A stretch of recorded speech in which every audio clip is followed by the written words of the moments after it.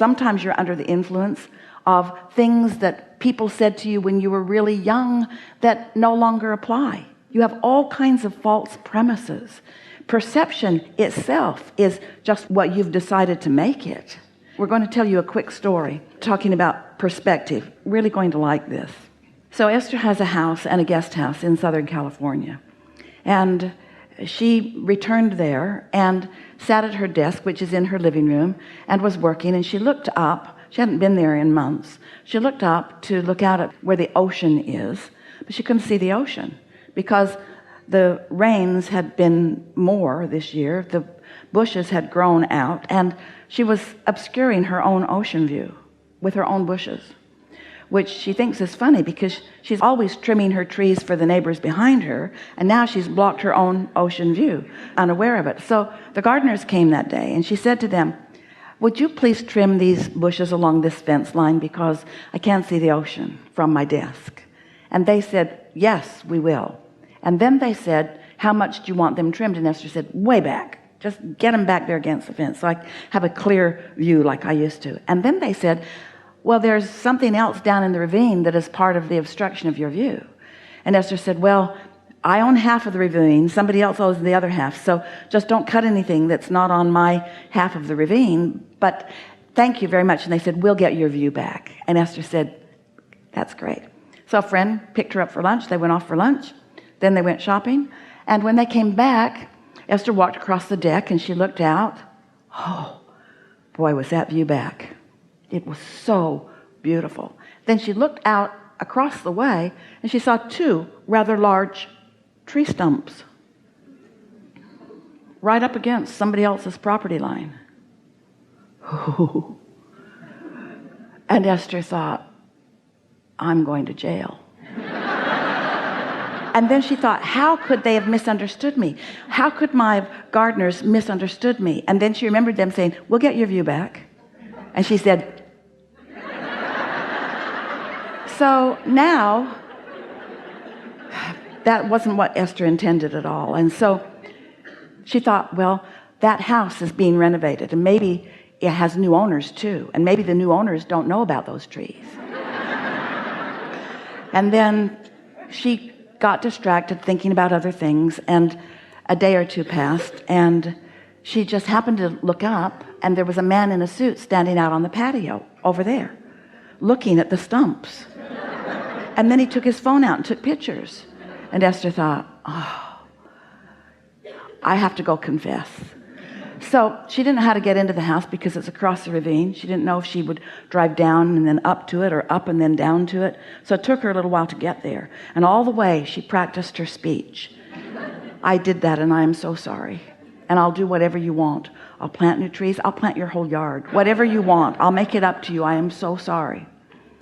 And so she got to the property, made her way in. The house was full of men who were plastering and doing all kinds of things. And she said to them, there was a man in a suit out on the patio a few minutes ago. Is he still here? And they said, no, he left.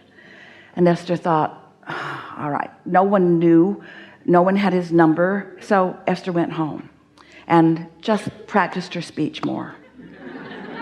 And then the next day, her friend picked her up for lunch, and they went off again. And when they came back, Esther said, come with me. And she took him from the lower house this time out to look. And she said, look what I did, pointing over at the stumps. And he said, what? And Esther said, my gardeners cut those trees down accidentally. And he said, what? She said, yeah, I asked them to clean up the view, and they did. And he said, Esther, those trees were not just cut down. Where's the debris? Why isn't the hillside all torn up? They couldn't have done that while we were at lunch.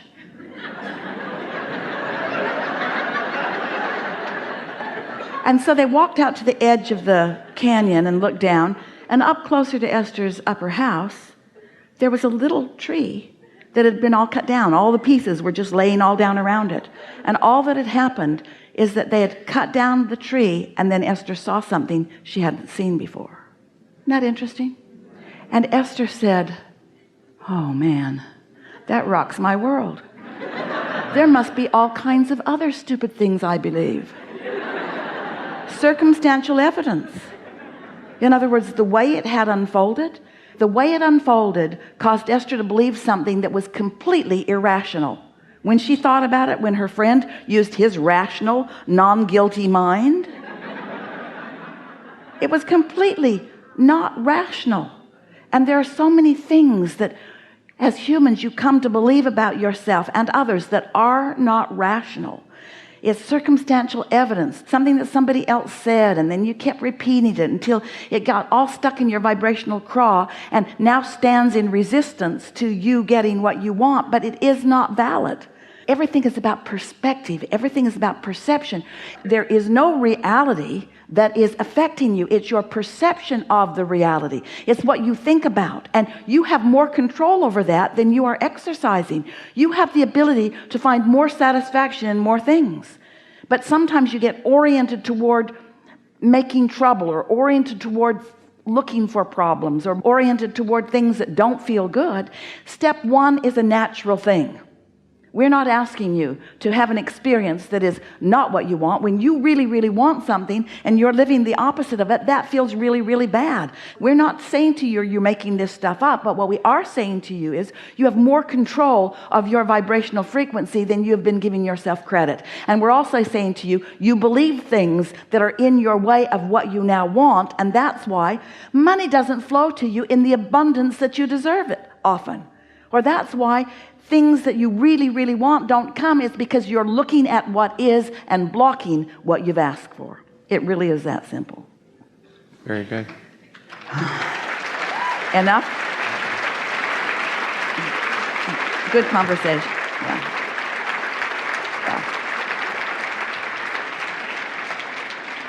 So how about that? Yeah. Kind of makes you wonder what you believe that's in your way, doesn't it? And you know how you're going to know? It feels unsatisfying when you think it.